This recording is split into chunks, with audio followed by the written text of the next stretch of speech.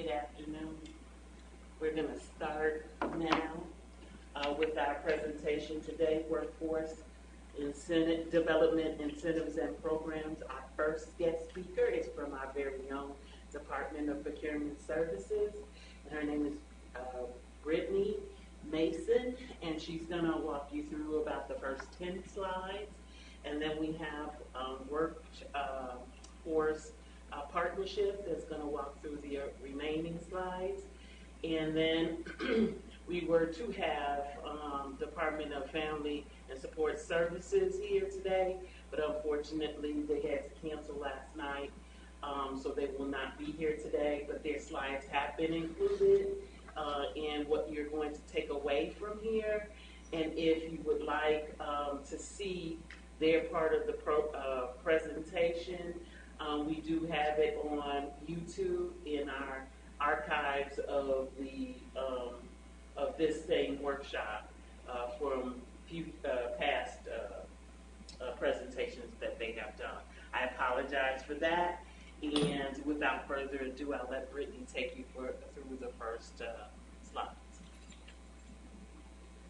Good afternoon, everyone. Thank you for coming out to our workshop on workforce development, incentives, and programs. And as Jackie stated, my name is Brittany Mason, and I'm an attorney with the Department of Procurement Services. And this workshop is a joint effort between Procurement, Department of Family and Support Services, and Chicago Cook Workforce. And basically, the purpose and goal of this workshop is to talk about the numerous initiatives and programs that the city has to increase the opportunities for skilled workers to become involved in various contracting opportunities that the city has, particularly where it relates to disadvantaged individuals who may have some difficulties in finding employment. So we have, let me see if I can get the clicker. Sorry.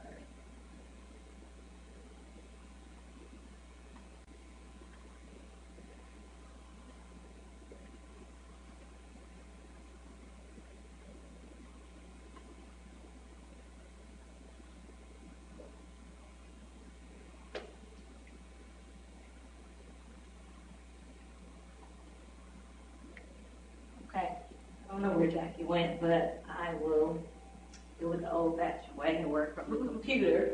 So I'll stand on this side and change the slides. As part of our incentives and programs, we'll be speaking on various residency requirements that the city has and that they incorporate into their contract, as well as local hiring requirements, and as I stated before, bid incentives. Our first slide is on our residency requirements. The residency requirements are part of the Municipal Code of Chicago. You can find it online. It's section 292330.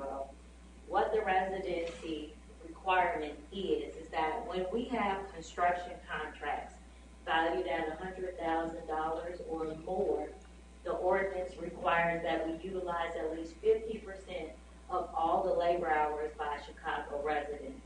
That means that they're actually domiciled here in the city of Chicago. In addition to that, it's the Project Area Resident Ordinance. In that same construction contracts valued over $100,000 or more, 7.5% of those labor hours have to be used by project area residents.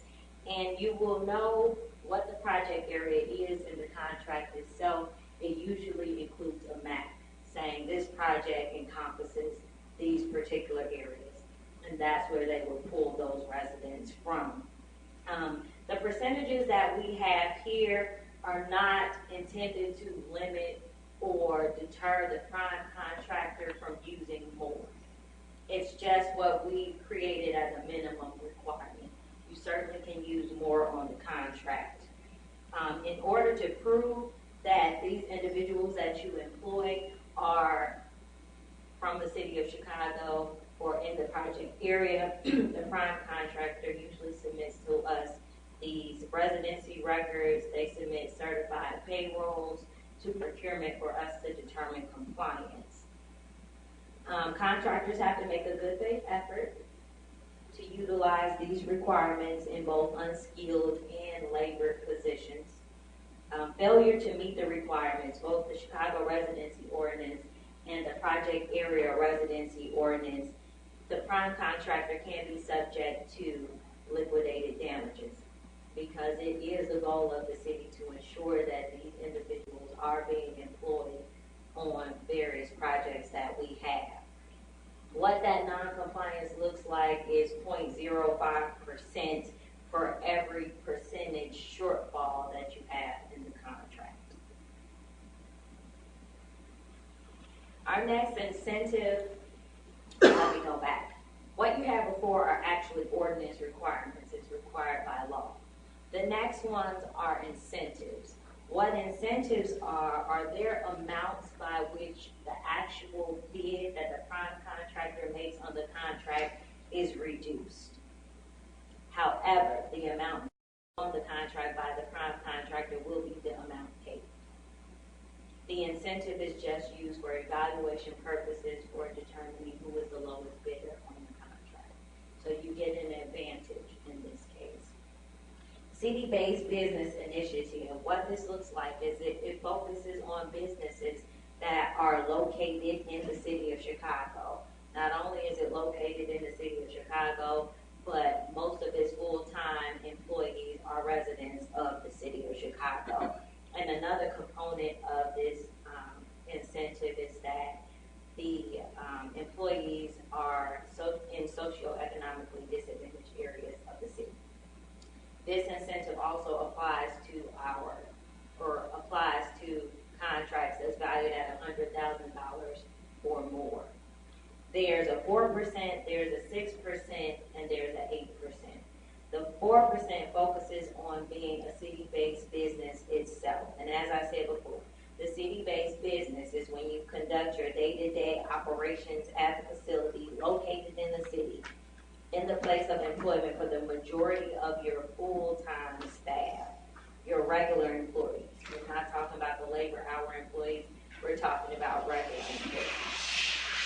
The 6% means that you're eligible for that 4% tier, but there's an additional element to it that at least 50% of your full-time employees are actually city residents. You can move up to the 8% mark if you're eligible for the 4%, the 6%, and then the city residents employees reside in socioeconomically disadvantaged areas. Again, there are damages associated when a prime contractor do not meet what they commit to in these incentives. If a contractor fails to remain eligible at the time of closeout, again, we look at the payroll, we look at certified records, then they will be fined in an amount of equal to 3 times the amount of the bid incentive that was allocated to them. Unless they're able to show that due to circumstances beyond their control and for good cause, they were not able to remain eligible for this incentive.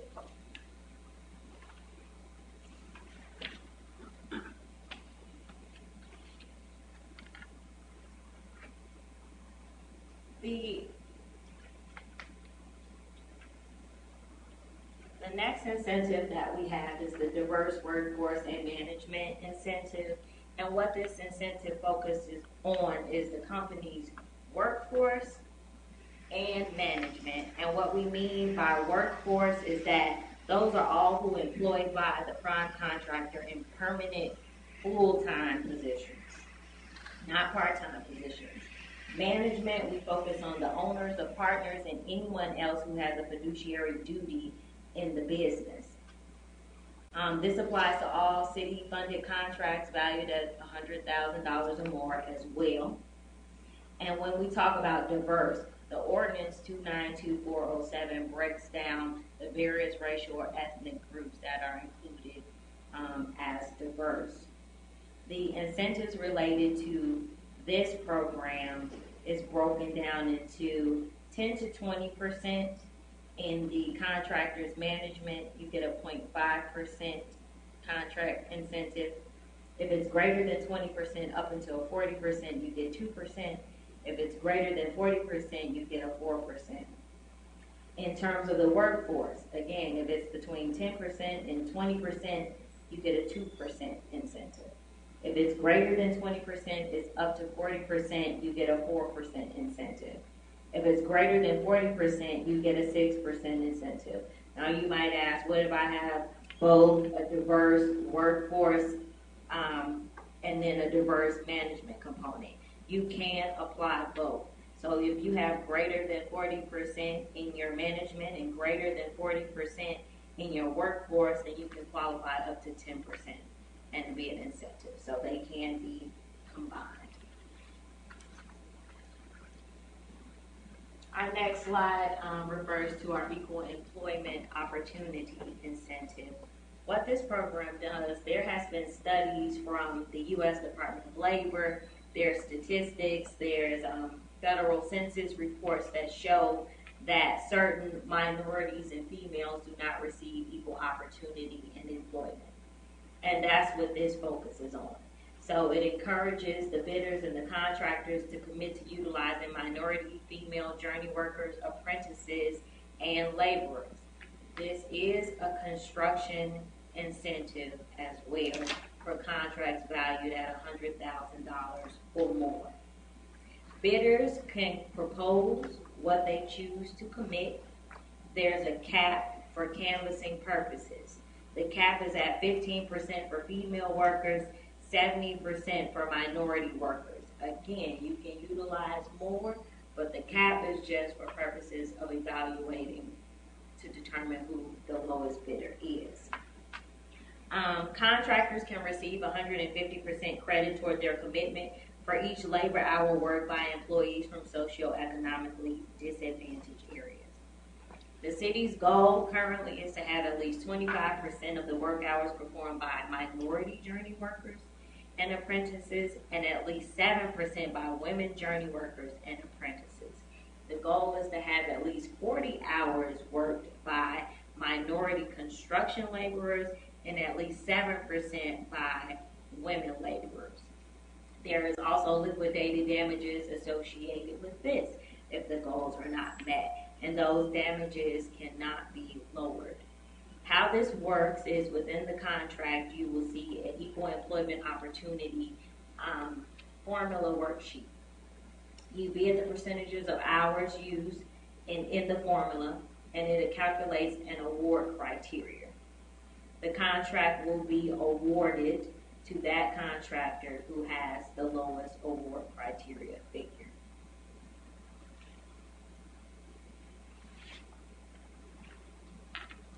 The next incentives I'm going to talk about are a little bit different from the ones we previously talked about, because these you get an earned credit that you can apply in the future.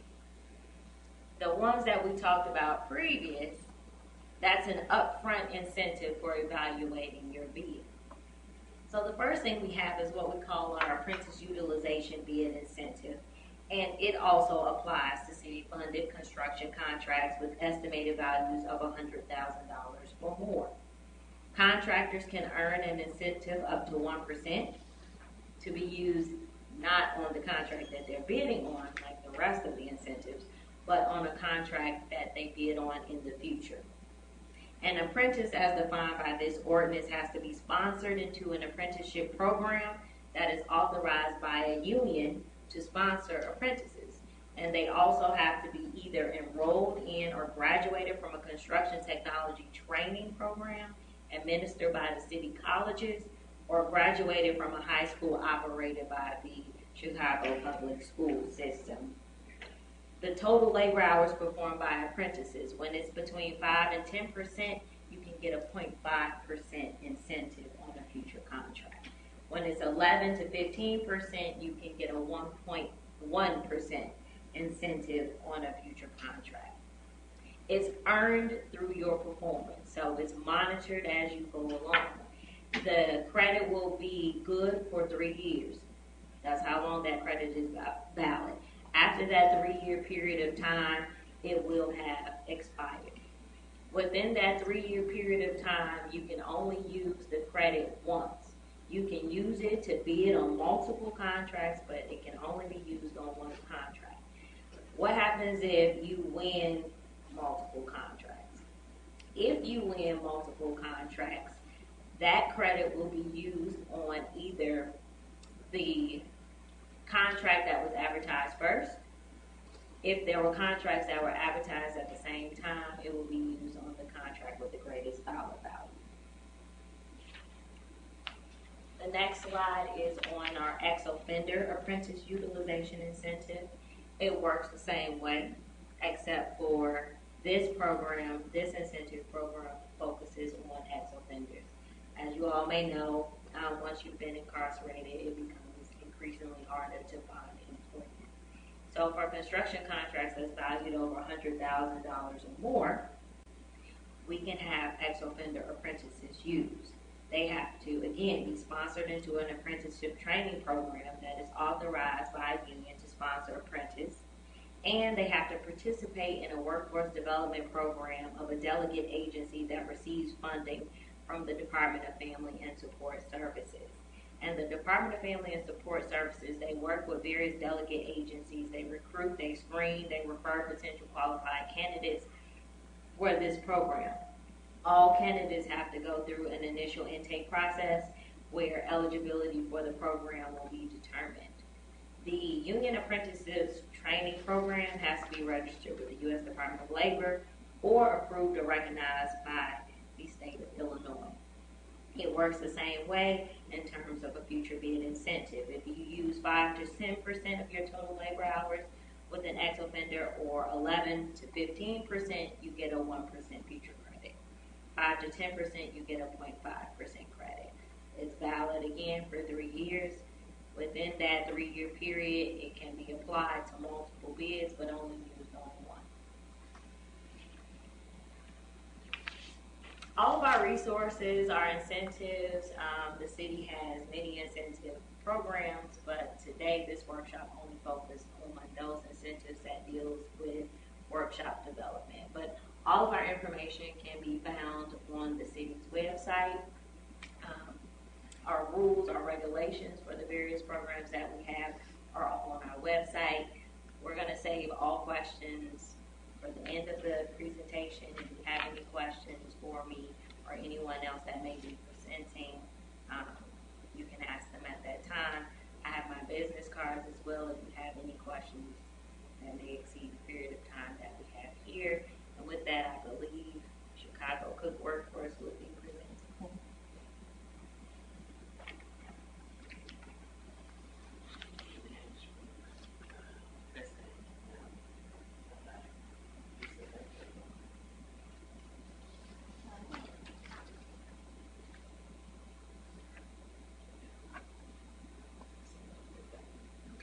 But I'll let you talk. This is Tanya, and she's going to be representing normally Ray Bentley, the Chief Community Officer, presents this workshop, but she is going to present today, and she will give you the information from Chicago Cook Partnership. Thank you. Hello, everyone. I am Tanya Cody Robinson, Business Relations Specialist with the Chicago Cook Workforce Partnership. We're better known as the Workforce Board for the entire county. We're the second largest workforce board outside of LA County, whereas we fund over 53 agencies throughout Cook County, 10 one-stops, 8 satellite centers, 3 sector centers, which encompasses our healthcare sector center, our IT sector center, and a retail and hospitality sector center.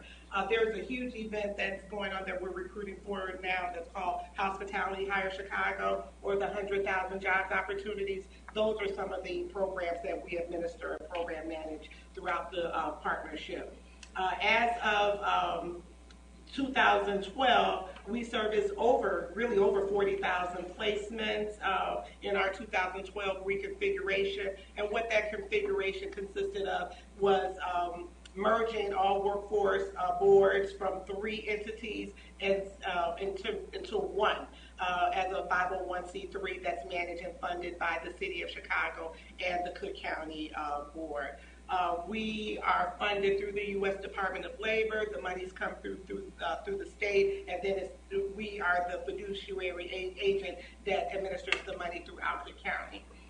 We serve over 140,000 people per year, approximately 15,000 trainees. Our budget is larger than $62 million per year, and we leverage over $40 million in funding, which is private and government funding throughout the county. So, next slide. Our vision at the partnership is that every person should have the opportunity to build their career. Every business should have access to talent, and we should be able to compete and grow within this global market. Our mission statement, again, is to create, promote, and effectively manage our networks of workforce development organizations, and we design innovative strategies to address the needs of the business. So as a small business, we can partner with our agencies and our mandated partners to recruit and pre-screen those candidates based on the specification of whatever opportunities that you have available. We pre-screen candidates. Some of our mandated partners is the Department of Employment Security, our community colleges, faith-based organizations, Chamber of Commerce, sponsors. We have a plethora of business partners, and we work with our community at large to tailor their skill sets to the needs of the business. We also are partnered with the community colleges as well as Chicago Public Schools. And again, we prepare and connect job seekers and businesses to opportunities that exist within our region. This is our system overview in terms of how it works. We have a sector strategy, so there's a lot of planning that goes on. So we connect the planning or the employer to the sector strategy. We have a pipeline component. We always are analyzing our data, whereas we have pre and post surveys for our job seekers as well as our employers, so that we can find out how effective we are in this labor market.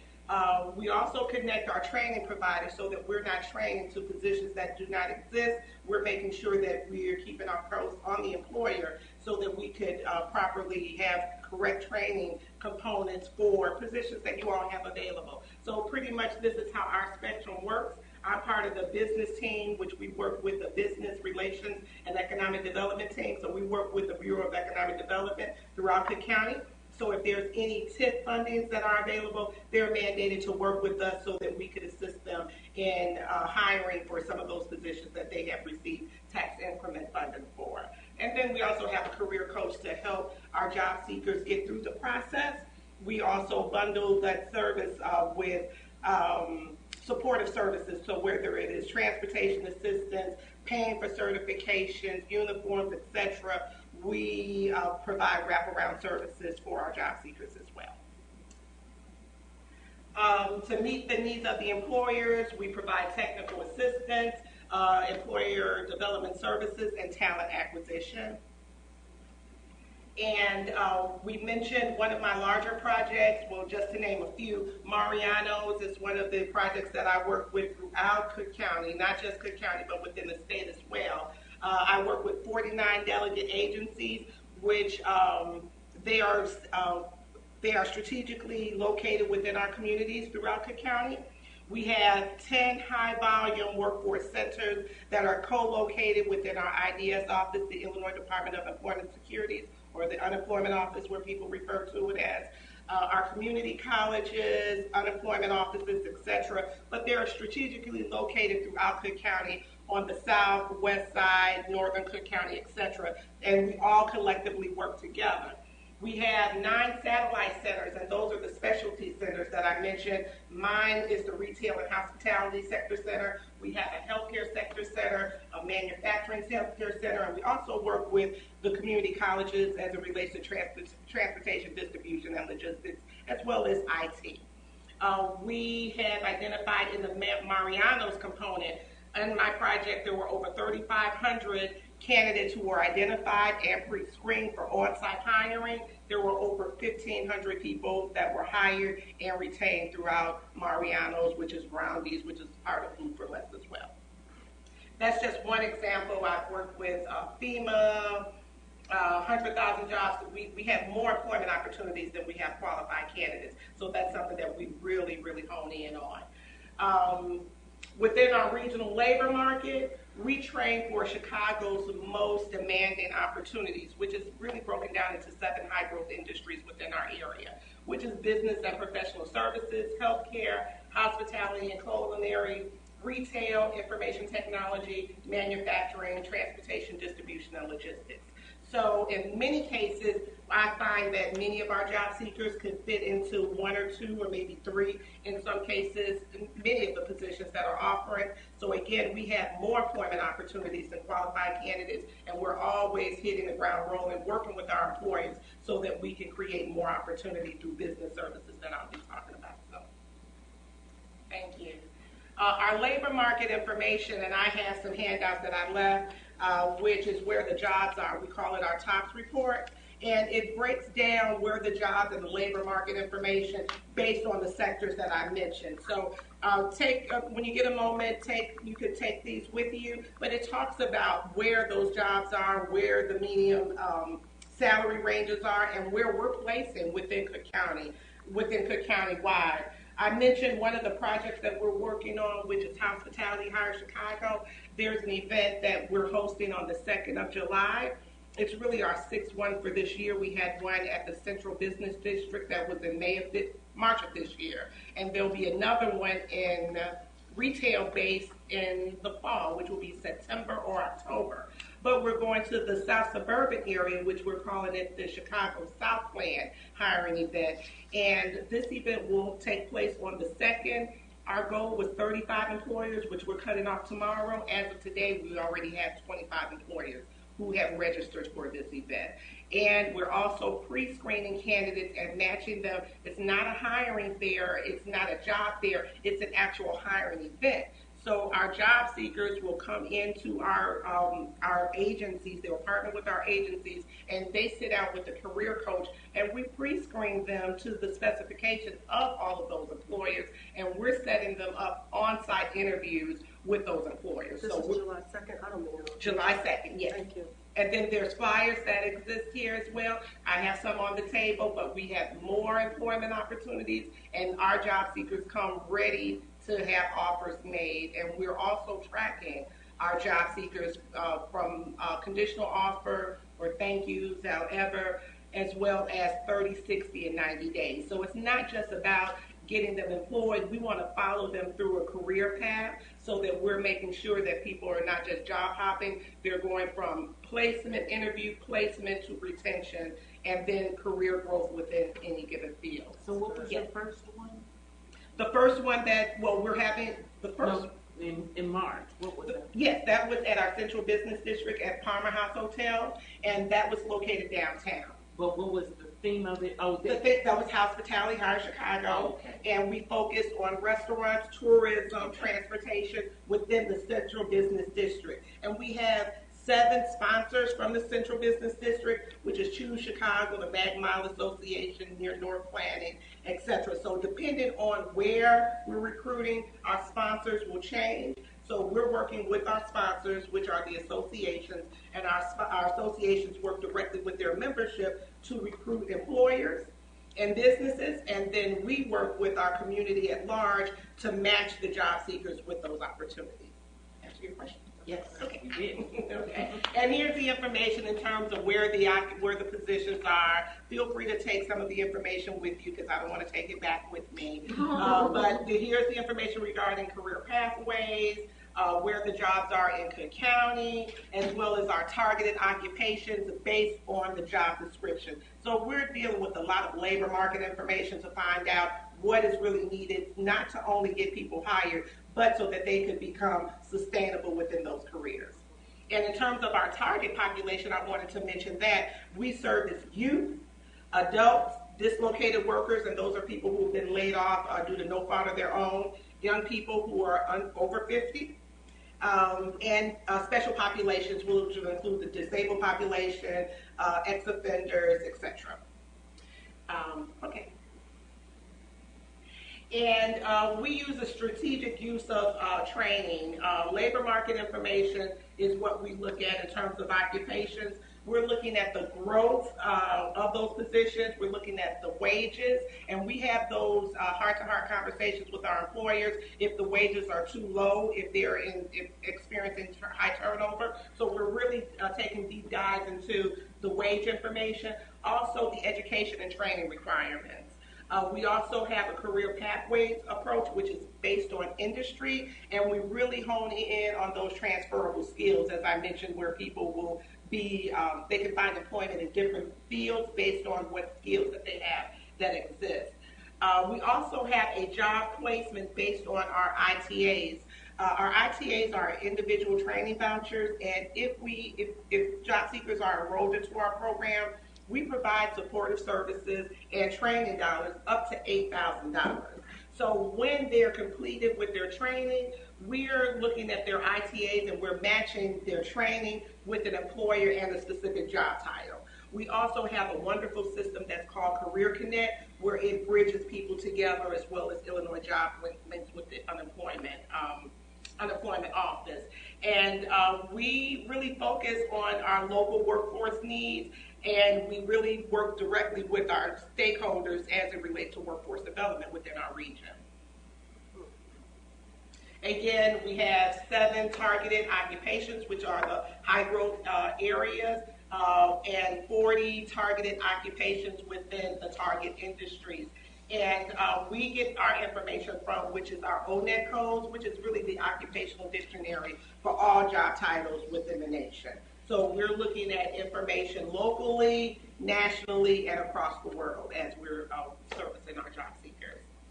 Some of the business services that exist within the business relations and economic development is on-the-job training. And what's great about on-the-job training, it allows you as a business owner to train people based on the skill set that you want them to have. And we know that every business operates and trains different. So the component of the beauty of this program is it allows you to hire someone and we could share the cost of their salary. So it allows you to receive payments from the workforce board to offset your training costs. It provides you the opportunity to train the person the way that you want them to be trained, and it allows you to invest into the company so that you're not spending money on HR components, you're investing in your company, but you're really focusing on the skill set. The workforce board can help you in sharing those costs. The other thing is the specifics of the OJT training is it operates year-round. We could always go into an OJT agreement with our employers at any time. There's no timeline that's set for the opportunity. It helps reduce your employer turnover, the cost of employee turnover, and it allows you to pay the wage that is equal or greater than minimum wage. So many employers are saying that they have a pain point. I cannot afford the $15 an hour, $13 an hour, what have you, but we could share that cost with you to help you offset while you're investing into your business. And this is one of our most popular business services because it allows you to employ numerous employees at the same time while you're really focusing on the function or the task at hand for your businesses so you could grow. Oh, and that's it for me. Yeah. Okay, and there's other business services in terms of paid work experience where we have subsidized paid experience, which could be an internship or an apprenticeship program that could go up to 6 weeks, 6 to 8 weeks. And we also have incumbent worker training, and that takes place for your current staff if you want to upgrade their skills as well. Thank you. Thank you. You're welcome. So now we're going to open it up for questions. As I mentioned before, Juan Cruz isn't here, but these are his slides based upon the Family Services, the Chicago Department of Family Services and Support, and it just talks about the different areas of the family service and the support that he has, and he has invested over $300 million, and they serve about 300,000 folks in the city of Chicago in these various pockets of services.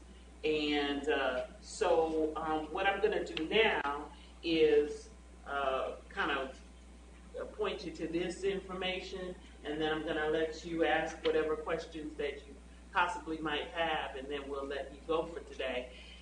Just wanted you to know that our DPS cards are over there on the table. If you haven't signed up for DPS alerts and you would like to do so, so that you know about a lot more of these opportunities, these training opportunities that give you this good information, you can do so. I also have the workshop schedule. We're just about to go over this workshop schedule and revamp it and kind of put it in a format of what's happening for the month, so that it kind of gives you some guide in case you're trying to plan out where you want to be from month to month. And so now I am going to turn it over again to the two ladies that spoke earlier, and if you have any questions, I'll bring the mic to you, and then I'll find whichever one. I'm going to give you this mic, and so she's over there with most of them. If they have questions, I'll just hand her this one. Okay. So does anyone have any additional questions, or did they take care of all your concerns, or everything that you were looking for to get out of the class today, or understand? Well, I was looking for contract opportunities with ex-offenders. You were looking for the actual contract? Yeah, contract okay. opportunity with ex-offenders. I thought that was, I must have read it wrong. Well, it was to tell you the incentive that... Yeah, it was, I'll take over, thank you. Well, the purpose of this was just to talk about any incentives that we have that involve workforce development. And one of the incentives that we have is the ex-offender apprentice utilization. And those are used in construction contracts. So it's up to the prime contractor to work with the Department of Family and Support Services and entities like Chicago Cook Workforce, because the prime is the one who bids on the contract. And on that contract, they apply for that particular incentive. So they would pull in the ex-offenders onto these construction contracts that's valued over $100,000 or more. Okay. And then with the Chicago Cook Workforce Partnership, we also have a program that's called Construction Work. And that program, you're able to, we have a program that's geared towards ex-offenders, youth, and adults as well. There's also an RFP process that generally takes place twice a year, but you'll have to go to our website and it'll give you could get on the list, and any RFP opportunities that become available will be available on our website. And if you get on the list, then we'll notify you so that you'll come in for our request of information, etc. So one of our targeted population is returning citizens. So if you have any other specific information regarding that population, my business cards, if I do not have the information, I can direct you to someone within our organization. And you'll also want to look at the city's website for contracting opportunities, and you will look for various construction contracts that are being advertised. And within those contracts, there's various affidavits that the contractor would complete if they qualify for these incentive programs. And again, if you see construction projects valued over $100,000 or more that aren't federally funded, because sometimes federal funding will prohibit certain things, you will see those affidavits in the back of the contract, and you'll know if it applies. But it's really up to the contractor to make use of these programs that we have. And then if you want to pick up one of the buying guides, that is the guide that she was talking about within the on the website, or we have a physical copy here, so it will give you at least those opportunities. You will have to go online in the various sister agencies as well as City of Chicago to see exactly what she's telling you that you need to see. And then the website will also tell you what the current contract and opportunities are. And I apologize, I can email you Juan's information, and so you can reach out to him, because I'm sure that they probably have something as well in that space. So I will email everybody that came today that his information of how to get a hold of him, and then you can reach out to him and ask him about that. Thank you. Okay. Any other questions? One. Tanya, you, as you wrapped up, you spoke just briefly about the incumbent training program, and then you mentioned it sounded like paid experience, Paid work experience. Can you speak on those two items a little bit more to help us understand what's required? Yes. Well, the incumbent worker training program, the difference between the incumbent worker training program and the paid work experience program is the paid work experience is usually, I look at that as being an internship. A paid work experience where monies are paid from the workforce board for our job seekers that are registered with our WIOA organization. And what we do as a paid work experience is we will place that young person with your business. There's a worksite agreement that's signed. There's an agreement that's signed on the front end. Then they are assigned within your business for any time between 6 to 8 weeks. And they will shadow within your business. At the end of the 6 to 8 weeks, we call that subsidized employment. At the end of the 6 weeks, you could opt to either hire them or they can return back to their agency for other opportunities. Now, the incumbent worker training program is for your current employees that you already have. So let's say if you're operating a retail shop, but you want to expand the point of sale process or what's happening with retail. Now, we will come in, you can select your trainer, or we can provide a trainer, but we'll come into your shop and train your current staff based on the skill set that you want them to have. There's a shared reimbursement cost based on the training that is performed based on your business need. But at the end of the training, the goal is that you will retain that person, and two, that they will have some type of income or career advancement after the end of that training. I'm wrapping up an incumbent worker training program. It could go anywhere from 6 months, and I'm just completing one for 2.5 years. Great. And so it's really based on how long that training need is and how many people you're training and really where their skill set is so that you can bring them up to the standard that you want them to complete at. And then would we just make an appointment with representatives like you to figure out how to get that process started? Right, and we could set up, depending on the sectors that we taught, each of us are assigned to different sectors within the Business Relations and Economic Development team. So we'll set up a meeting with you, we'll come out and we'll bring the employer agreement, we'll outline all of the specifics of the training, so you're preparing us in terms of what you know that your business needs are, and we'll tailor that in business services.